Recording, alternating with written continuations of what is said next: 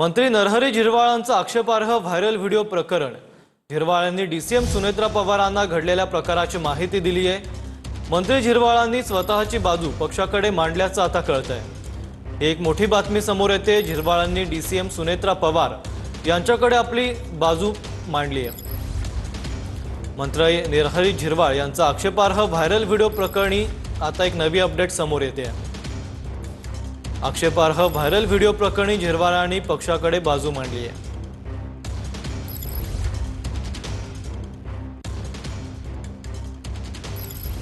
याविषयी अधिकची माहिती देतील आपले प्रतिनिधी अक्षय मंकणी। अक्षय, काय सांगाल?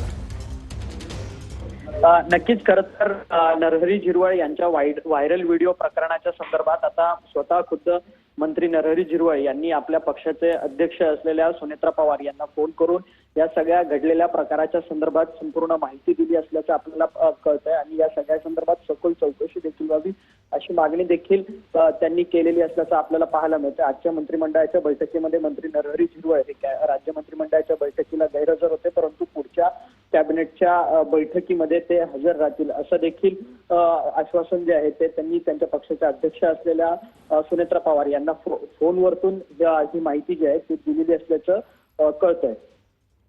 नक्कीच धन्यवाद अक्षय दिलेल्या सविस्तर माहितीबद्दल। तर आक्षेपार्ह व्हिडिओ प्रकरणी झिरवाळांनी आता पक्षाकडे आपली बाजू मांडली आहे।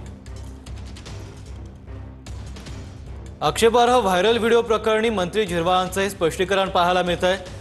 झिरवाळांनी व्हायरल व्हिडिओ प्रकरणी सुनेत्रा पवारांना फोन करून घडलेल्या प्रकाराची माहिती दिली आहे। झिरवाळांनी स्वतःची बाजू पक्षाच्या अध्यक्षांकडे मांडली।